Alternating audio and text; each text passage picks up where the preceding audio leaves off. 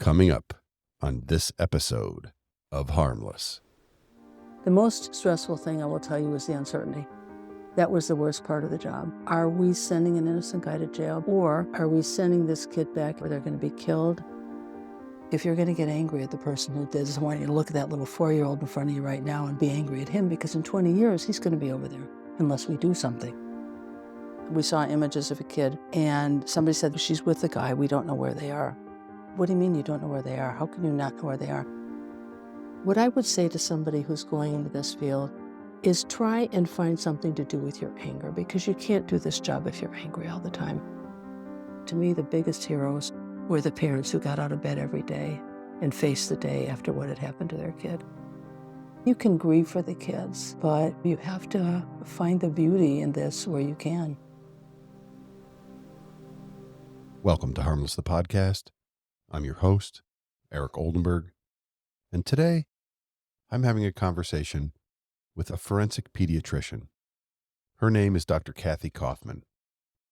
Now, Dr. Coffman has worked over 30 years as a forensic pediatrician conducting child abuse examinations on children.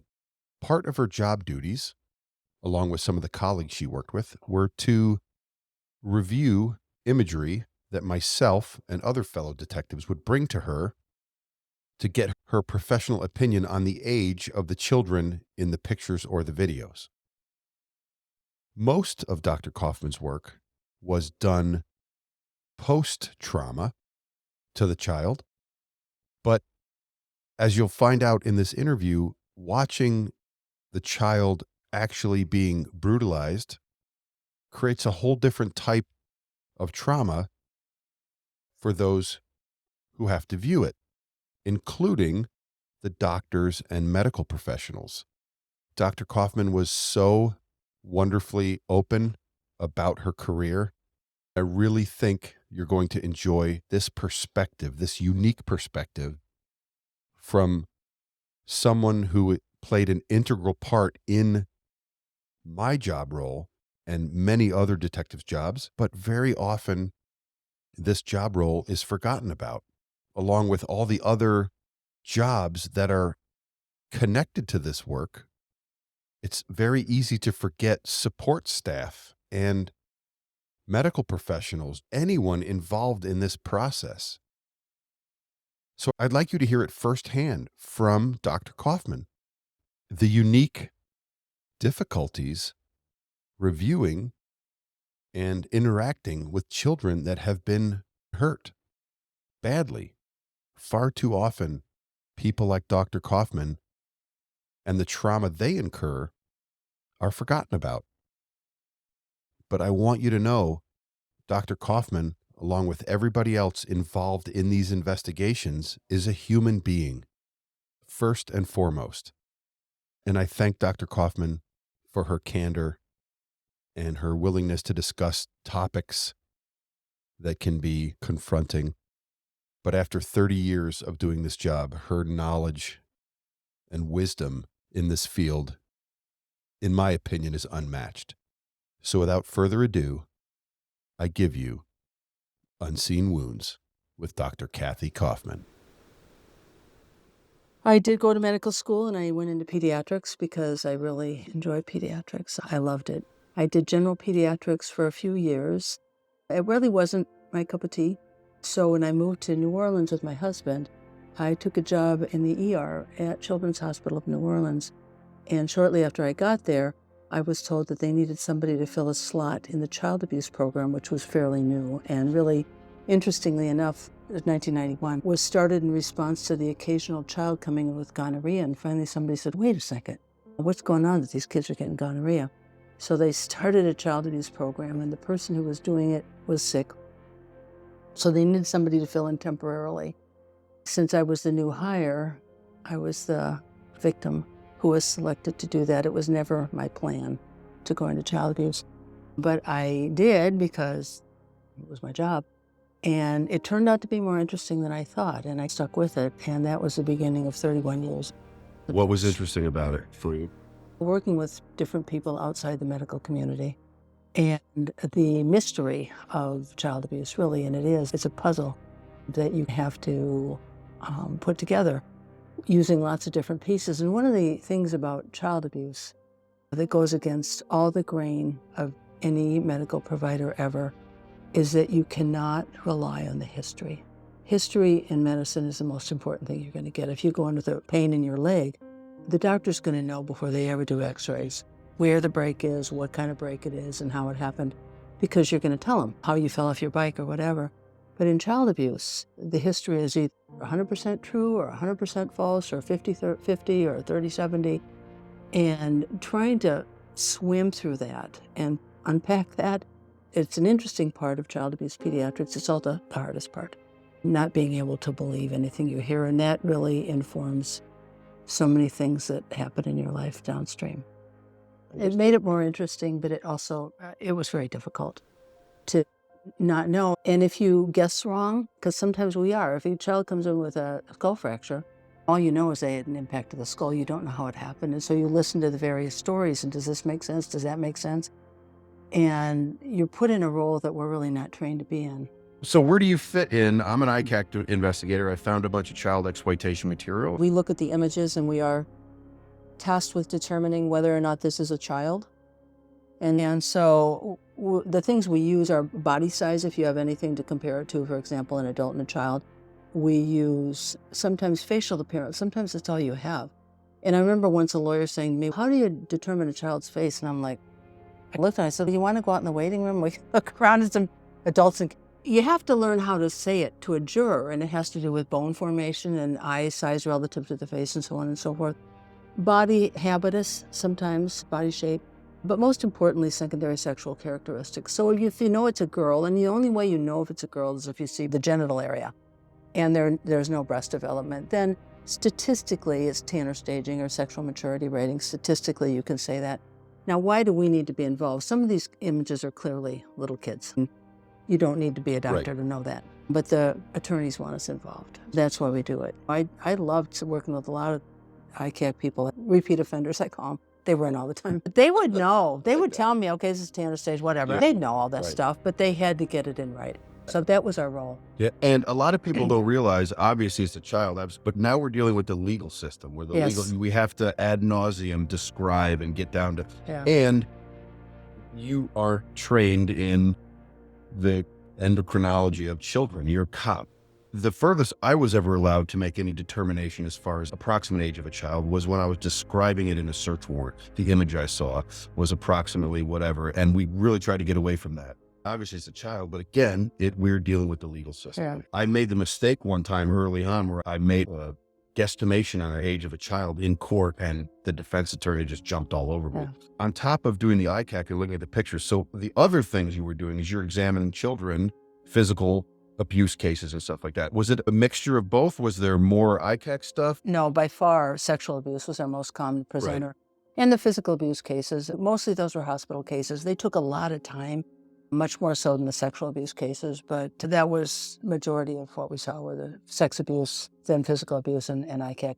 We did see a bunch of ICAC, and a lot of the people in our clinic found that really hard to deal with, and they tried to put the skids on it and say, well, we'll only see one case a week. Or, hey, come on. That's not a partnership. This was after I retired from my position, because when I was in division chief, you could bring 5 cases a day. It just, whatever you need, we're going to do. But then somebody else stepped in and no, only 10 images and only 1 case on Wednesday. It was crazy. I think they've lightened up again now, because really the cases are there, and us putting them aside and saying, I'm sorry, we can't do it. Let's back you up a little further. That's not right. That's not right. It's hard on everybody. If we're going to do this job, you're going to do this job. Yeah. Yeah. So my question to you, Doc, is which is worse? Is it worse seeing the physical abuse, seeing an infant with a broken skull and a snapped arm, or is it worse to watch a child being raped and brutalized? Watching the crime is definitely worse. And the feeling of helplessness you have because you don't know where that kid is. I'm sure you've heard people say, it was a victimless crime. Oh. I heard that. Peel me off the ceiling. Very few times I decompensated. And one was we saw images of a kid, and somebody said, the kid's in Nogales now. We don't know, she's with the guy, we don't know where they are. And I went home I'm like, what do you mean you don't know where they are? How can you not know where they are? And I went home at the end of the day, and I absolutely fell apart thinking something's happening to her right now as I'm sitting here. I was crying, and I never did. I was able to leave it behind, but this one, and I never did find out what happened to that kid. She might have ended up going somewhere else, but they had the images. It was terrible. And there's so many, Kathy, that we do have the images and we do have an idea of where that Right. person might be. In the state of Arizona, we have very strict sentencing guidelines. I don't know if every state brings their imagery to a forensic pediatrician or a nurse practitioner. I remember the last one that I went to, she was a pediatric nurse. And I asked her one day, I said, is there a database of files and doctors that we have brought imagery to so that we don't have to keep bringing the same pictures and videos back to the same doctors? Because now it's the Tempe Police Department, Scottsdale PD, nobody's talking. So they come and they bring you the file, and then you've got to see it again next week, and then you got to see it again the week after. And I'm like, why is there not a database? So I asked her, I said, is it harder for you to see this on a child afterwards and to hear it from a child afterwards? Or is it harder for you to watch it and see it? And she was like, it's harder to watch and see it. Nobody's thinking of the doctors. Nobody's thinking of the pediatric nurses that have to do sexual maturity ratings, what it's doing to them. Did anybody ever come to you? In a way, yeah. We had one of our nurse practitioners had a issue that she sought out some help for that had to do with family, not with her work. But when she told this woman, whose name is Shelley Coffman, she's a PhD psychologist, she told her what she did. Shelley said, really? Tell me about that. And so she was told about it. And Shelley said, sounds like you guys need a house call. So she started coming to us and having sessions with us. Really? I want to say once a month. She'd bring breakfast. She was like a mother to us. And people would talk about things. So she did it on her own. And she ended up going to the county attorney's office and having sessions with them and with law enforcement. Really? Yeah. And it's interesting that she did something called EMDR. Oh, I know exactly what that is. Yep. Yeah. And yeah, I said, I'm going to try this once. And so I went into her office, and I'd been doing child abuse for a long time then. But the memory that I called up was from when I was a resident back in the mid-70s. There was a case in Tucson of two 12-year-old boys who were kidnapped. And one of them escaped, and the other was killed. And the boy who escaped, when he got back, he was able to tell the investigators that his friend who was killed kept saying to the guy, please don't kill me, my mommy and daddy love me. And I carried that around for years. That just made me I know. And when Shelley, and so here, all this shit I see and dead kids I see, this is the one that I just read about in the paper that has stayed with me. So Shelley's doing this EMDR with me, and all of a sudden I see this kid in his grave at peace, resting in peace. And it was like such a relief to me. It's closed it down for me. Interesting, with all that stuff I see, that this is the thing that got to me. How do you emotionally become clinical when you're dealing with a really hurt child? How do you do that? I think I have something innate that I'm able to do that. There are times when it's just a gut punch, for sure. But one of the things I used to see, especially in the hospital with the physical abuse cases, and interestingly, it's more often nurses than anybody else think, kill that son of a bitch who did that. And I'm total opposite. I see whoever's on the other side who's done this to the kid, I see a victim, somebody who's gone through something horrible in their life. And my feeling, and it's not something I decided to do. My feeling was always there, but for the grace of God go I. I wasn't raised by a crack whore.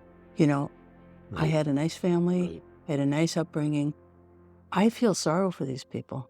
And I've dealt with a lot of them, a lot of the offenders, not like you guys do, but because sometimes we don't know who the offender is until a while later. I feel sad for them. There's so many things that get under your skin, but I feel like somehow I can absorb them. I'll tell you about one case. We had a mother come in, and she wasn't the offender, but she brought in her 5-year-old who was fire setting and abusing animals and all this other shit. And she ended up coming in, and there was something about her, and I would always interview the parents first, and something about her, I could say, is there anything else? Is there anything else? Anything you want to talk about? No. And so we go in and do the exam on the kid, and we're walking out of the exam room, and she turns to me and says to me, when I was 2 years old, my mother prostituted me. And I'm like, okay, let's go back and talk. Instead of feeling like I was going to start crying, I felt like I wanted to put my arms around this woman. it didn't feel bad. It felt, oh God, now I can do something. Because there was something about her that just, you had this sense that there's something more. It sounds wrong to say that's a gratifying part of my job, but in a way it was, because that pain was there and that trauma was there, and all of a sudden it's out in the open, and now You're acknowledging we the can do trauma. something about Yes. it. And immediately, I spent maybe an hour with her afterwards, and then we get mental health to come in. And you know who she was living with? She and her son were living with her mother. Yeah, there was a lot there. There was a lot there. I think when things changed for me, I was doing child abuse for about 8 years and decided to move to Arizona for family reasons. And I was done because there was only so much you could do. And these fragmented services, and you could identify the problem and tell the mother, I really think your daughter would benefit from some mental health. Are they going to do it? Can they afford to do it? Are they going to follow up? Who's going to hold your hand? And these mothers are on the floor anyway, because often it's their partners who've done this. I was looking at going outside of child abuse, going back to general peds. Right. And my husband was taking a job there, and he was medical. And the people who had recruited him, he told me, oh, they set up an interview for you at St. Joe's in the child abuse program. I'm like, well, I don't want to do that anymore. But I said, please go, because he went to this trouble to set up that. I go there and I meet with these people and I hear about child help, which is coming down the road. And I'm like, ah. And I thought, if ever I could do this work, it would be in that environment. And I tell you, it was a game changer for me. The Child Help Center is a multidisciplinary center. So it housed a Crimes Against Children unit. At that time it was 24, 3 squads, 24 detectives and 3 sergeants and a lieutenant who was Joe Yanner, who I love. We had a CPS unit, and we had mental health clinicians, and we had the medical team, which was me and my assistant, and Wendy Dutton, our forensic interviewer. But all of a sudden, we had all these people who are working together in this team to take care, really wraparound care of these cases, because the mental health clinicians are right there, and you're not leaving without them.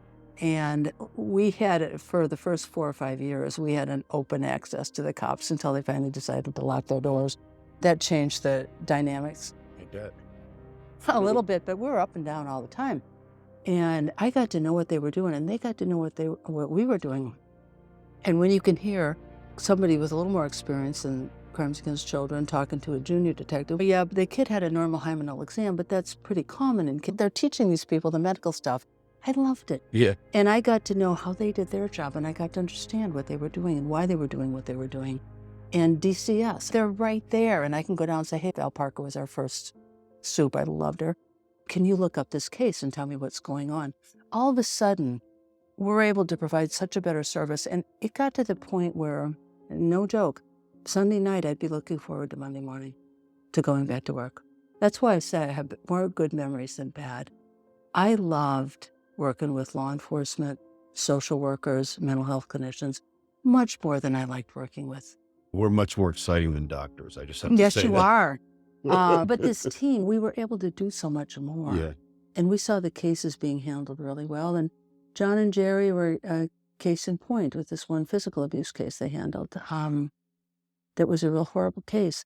It was just a beautiful thing to see. And I think we all could do our job so much better because we were a unit. That's something in law enforcement that has been task forces and fusion centers. It's the same thing. Let's get all these disciplines together under the same roof and getting to understand what's going on with the other people's roles.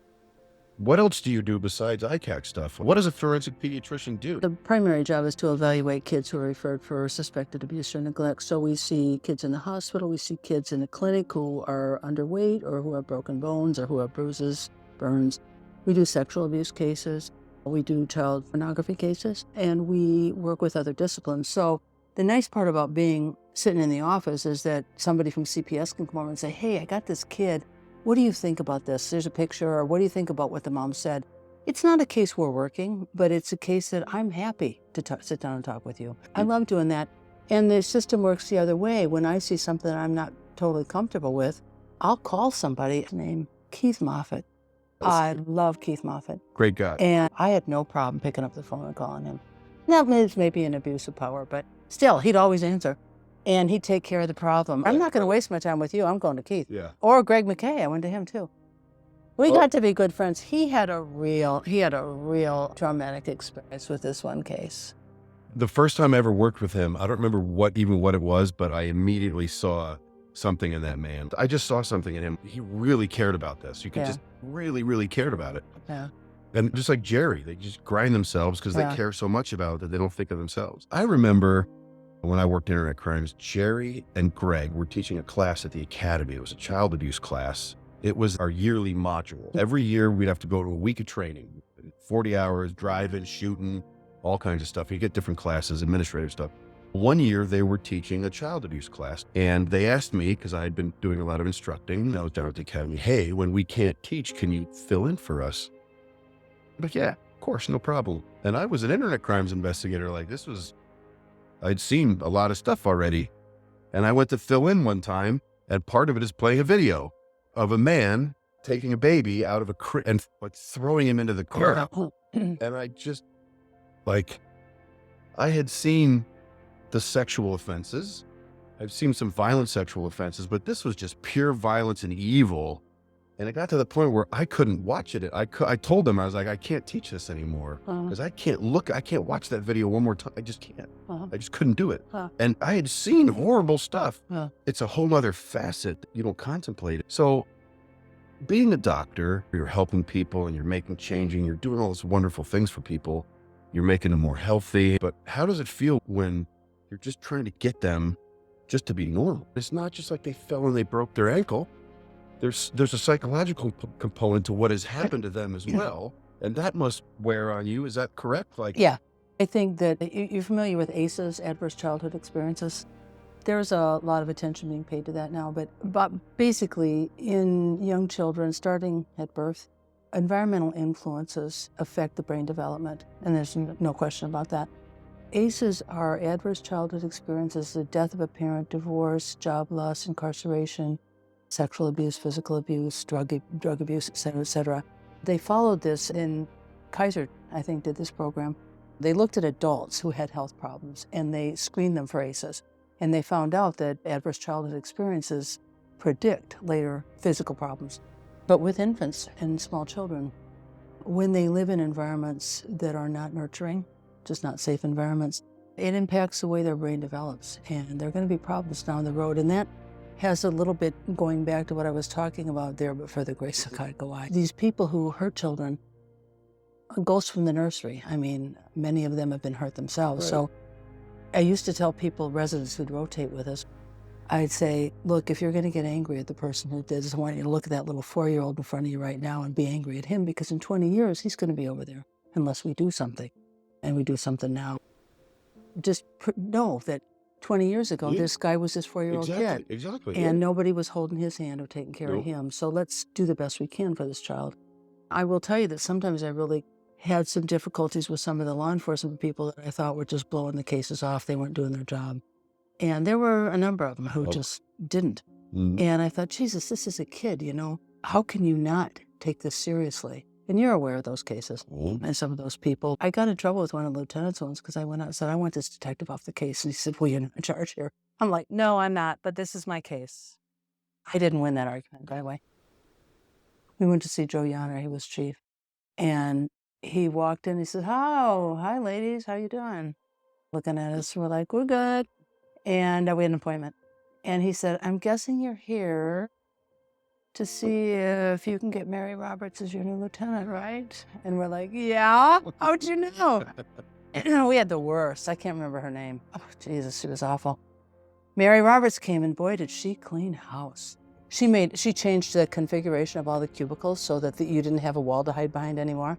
And what are you working on? Some of them hated her, but I adored her. But not everybody liked her. I loved her because she's a dog person. That dog up there, that's not a very good picture of her, but that was Sugar. That was my service dog. She was my dog. And she went to work with me, but she was the sweetest dog, unless you were a chipmunk, in which case. Or a raccoon, It's yeah. all about perspective, right? But we had kids would come into the clinic, little kids who had no control. Somebody would take. She's a 60-pound dog. I think this little 4-year-old, 5-year-old, and I'd give him a treat and I'd teach him, okay, sit, stay. And I'd say, okay, sit, stay, and walk down to the very end of the hall, go like that, and say, come. And Sugar would sit, she would stay, and they'd walk, stay. And they'd walk down to the other, come. And she'd race down to him and sit in front of him. I really think it needs to be more prolific in the field that we're in, because a lot of times that can really just take you out of because everyone's talking about grounding exercises, and do a grounding exercise to bring you back to reality and touch something. But man, touching an animal, touching another life like that. We had a dog named Spot at Child Help, a golden retriever, who had belonged to an autistic kid, and the kid got cancer, and so they had to get rid of him. So they gave him to Russ. Remember Russ Huber? Yeah. Yeah. And this dog came just impeccably trained. A week with Russ, and he's like, oh, he's been a good old golden retriever again. The sweetest dog, and I always had treats for him. He would always come to me as soon. Russ would bring him in from outside. He said, let's go back to the office, and Spot would see me, and it's hot. But he'd pick up, he had a little leash here, a little handle here, and he'd pick it up, and he'd wag on over. So one day I go out to see this girl. She was a 7-year-old girl who'd been molested by her grandfather, and what he had done was he had written out what they were going to do together and made her sign a contract. And part of the contract was that she wouldn't tell anybody about it. It was found out. She'd gone through the forensic interview. She's with her grandmother and step-grandfather, and her step-grandfather is her support person. And you know the old child help, what it looked like. And so she'd gone through the interview, and she's out in the waiting room. She's not in the playroom. She is standing out there, and he's holding on to her. She was so traumatized by the interview, just having to tell what happened because she'd broken whatever. I go out and I introduce myself. I've been a pediatrician for 100 years, so I know how to talk to kids. I start to talk to her, and I said, we're going to do a real quick checkup. And she just dissolved in tears. And I'm like, it was one of those moments, right? And I said, come with me. I want to show you something. And being the compliant little girl that she was, she came with me away from her grandparents. We walked down the hall and around the corner, and Spot's sitting over here on his little bed, being Spot. We come into the door, and I expect he's going to pick up his leash. He didn't. He stood straight up, didn't pick up his leash, walks straight over to us, tail's not wagging, walks over, sits down, looks at her, and just gazes at her. And I'm like, whoa, Spot, what about me? Anyway, I said to her, well, you can pet him if you want. And she puts her head, they got these knobby heads, she puts her hand down there, and all of a sudden she's down on her knees, she's got her arms wrapped around him, she's sobbing. And I'm like, oh my God. It was a really emotional moment for me. And I'm like, oh, shit. And I was talking to myself. And I don't know why I said, but I said, wish I would care. This kid, and Sue Putzier across the way, I don't know if you remember her. She was our facility director. She said, did I hear somebody say camera? So she comes over with a Polaroid, and I take a picture of this kid, and she's looking up, and tears are streaming down her face, Spot's cheek to cheek with her, and she's smiling. And I gave her this picture, and she goes bounding out into the playroom once we got done, or into the waiting room. Grandma, look what I got. And she shows her the picture. As she watches it develop, these Polaroids are magic. She watches it develop. She's all smiles. She's tear-streaked, and she's smiling. We went in and did the exam. She was good as gold. It was a really hard time. If you could have a conversation with somebody who's going down the same path as you to be a forensic pediatrician or a forensic nurse practitioner, any type of medically related work to the abuse of children, what would you tell them? What of your knowledge and experience would you pass on to them? And what information would you want them to have that maybe you didn't have when you started all this? I'd say if I had it to do all over again, I would focus on the neurodevelopment of infants and how trauma impacts the neurodevelopment of infants. Let me just tell you something I used to see all the time, which drove me crazy, and now I understand it, and I didn't at one time. When you'd have mothers say, yeah, he molested me the whole time I was a kid, but I didn't think he'd do it to my daughter. And I'm like, how stupid are you? When in fact, when they're raised in environments like that, they lose the ability to detect danger. And they're not bad people. There's something that's lost. The example I used to give in lectures was this. It's a very concrete example. If you take a baby cat, there's a certain period of vulnerability where they're going to develop vision or they're not.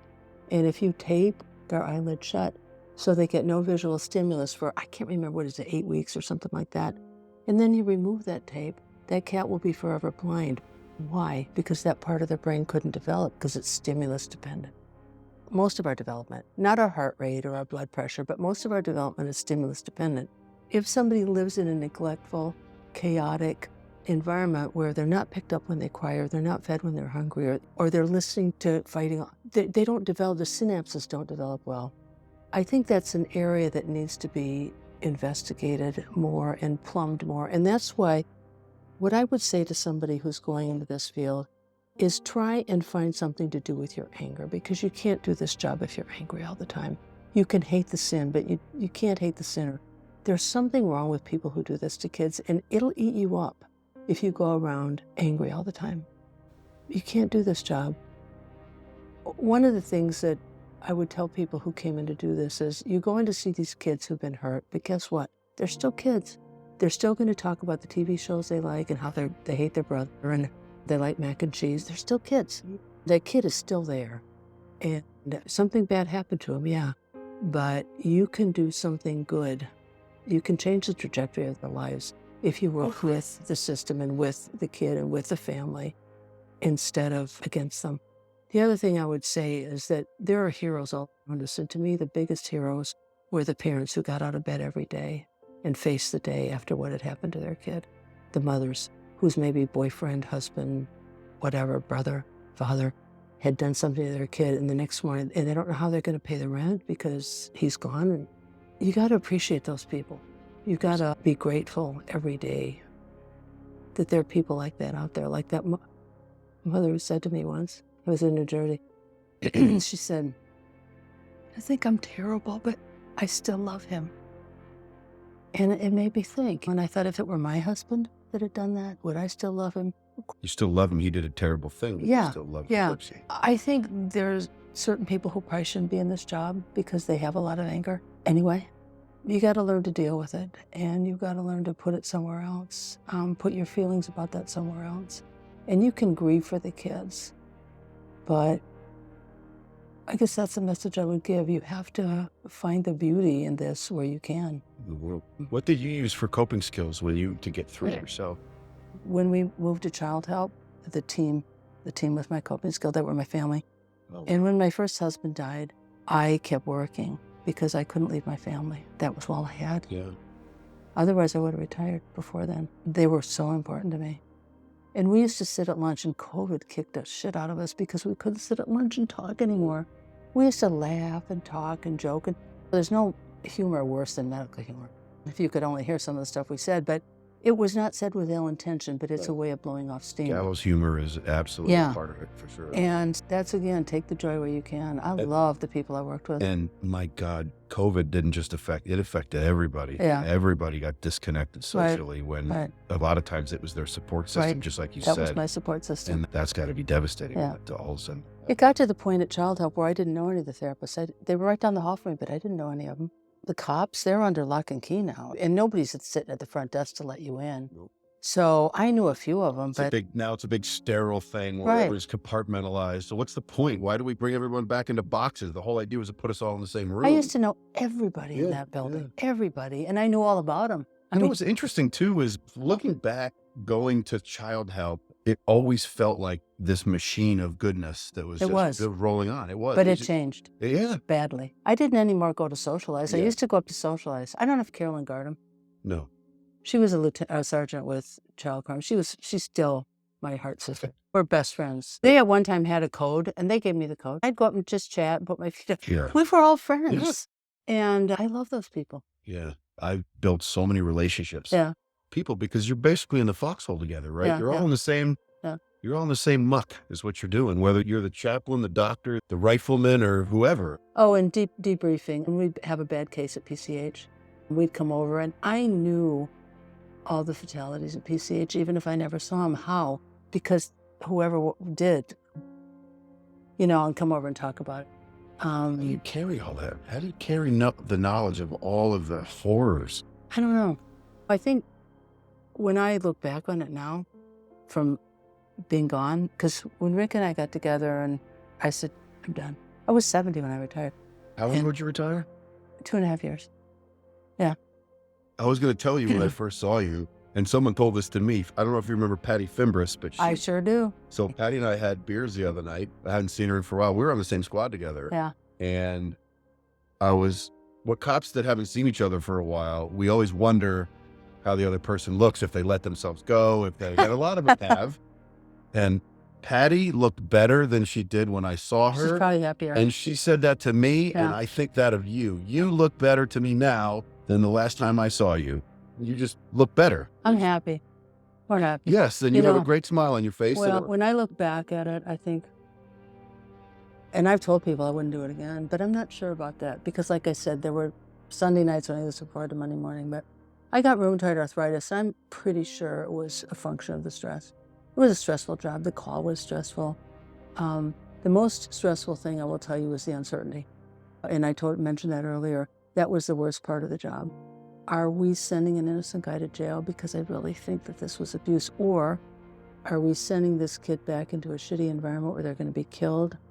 Did you ever get into discussions with the investigator about these concerns? A lot. A lot. And what was A their lot. perspective, if you I remember? said, they knew. They knew. We were very open. And I'd say, I just really don't know. And I'd say maybe, I remember one case. God, who was the detective? And I said, please ask these questions of the dad. And he didn't. And the kid ended up coming in with massive head trauma later because what the story the dad had told was ultimately turned out to be bullshit. But I would say, I just don't know. And they got it. They totally got it. When we have our MDT meetings, we'd say, this kid has his bleeds or whatever, and here's the differential diagnosis. And sometimes we'd say, if you could ask this question or if you could talk to somebody else or whatever. But sometimes we'd say, we just don't know. And they were gracious always. I don't recall anybody. That's not true. Some people said afterwards, why do we even have these meetings if you're not going to tell us what happened? We heard that. They would never say it in the meeting, but I heard. I never contemplated you holding on to the uncertainty of, are we putting the wrong person in jail? Oh, God, Now, yeah. Because now, let me ask you this. How often is it somewhat ambiguous? Is that a common thing, or is it typically more black and white, or is that happening a lot where you're not really sure? No, I'd say ambiguous is well over 50% of the time. Now, Oh my gosh. Yeah. Really? Yeah, high cost to the ambiguity, not so much, maybe 20% of the time. Okay. Where we can say bruise, whatever, I don't know. One example, we saw a little, how old was he, 2-month-old, 3-month-old baby with a skull fracture, and Dad said he was crying at night, and I wanted to let Mom sleep, so I was feeding him, and I tripped, and I dropped him. And I said, okay, that makes sense.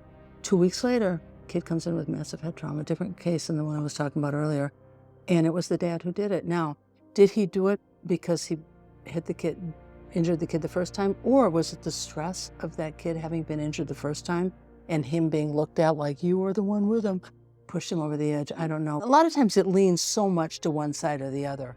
I can't tell you for sure that this was abuse, but I can tell you I can't think of anything else it could be. Or this is such a logical explanation. Maybe it was abuse. Maybe the dad really did whack him, but this history is so good. They're on the ends. The ones that are smack in the middle were like, shit, I don't know. There wasn't too many, 10, 20% maybe, but they're the ones you worry about all night. They were worrisome. Yeah. Very worrisome, yeah. How do you handle, what's your just conflict have to resolution handle- for that? You just have to learn to let that go, or just let We it talk bother you? about it at work. I talk about it with my husband. I talked about him a lot. Which is so important, having a support system. Right. Not only a support system at home, but you need to have a support system at work too. If you're working with a bunch of curmudgeon-y old guys that don't give a shit about the cases, you're going to turn into a curmudgeon-y old guy that doesn't give I a shit worked about with the the cases. most lovely people. Yes, absolutely. And I could go in and talk to him about anything. And I could be vulnerable. And I was in charge for a long time of the program. I was the most senior person. I had no hesitation going in and I don't know what to do. What do you think? Help. I had no problem with that. And I had the most gracious team to do that with. I can't tell you how wonderful it is to know that you were able to bridge that barrier of law enforcement and have a relationship, because Yeah. you were so well respected in your field. Huh. You were very well respected. The fact that even back then, years ago, that there were guys that would talk and were open about it, and women that would talk about it, that is so valuable, that police officers need to understand that you have to, if you can't introspect and you can't be vulnerable at all, then you really have to start, you got to do something. You got to take a step, because something's not right. I'm so grateful that you were able to have that, because that's part of your coping mechanism right there. Oh, yeah. Get through it, because if you got to go home to the bottle every night. Carolyn Garden was the sergeant I was talking about earlier, and she left. She had a family trauma, a death that was unexpected, and she left after that. But then that had to be 20 years ago, but we're still such close friends. And I was in Phoenix a couple weeks ago, and I met with them. I mean, I love her. She's my sister. I had a situation before we left Child Help. I don't know when it was, maybe 2015. I was supposed to give grand rounds at PCH. That's a big deal. And 100 people show up or whatever, doctors from the community, and it's 7 o'clock in the morning. 7:10, I get a call. Where are you? And I'm like, I thought it was tomorrow. And I didn't show up. I'm giving it. And then the next day, I was on the ground floor about this. I thought I'm going to get fired. Right. The next day, I was having lunch. I can't remember who was from law enforcement said, okay, you ready for the meeting? And I said, what meeting? She said, the meeting with the sergeants. I said, what meeting with the sergeants? She said, you asked for it. And I said, I did. And Lisa Kirsch is sitting there. Two things in 2 days, right? Huge thing. I had no recollection of this.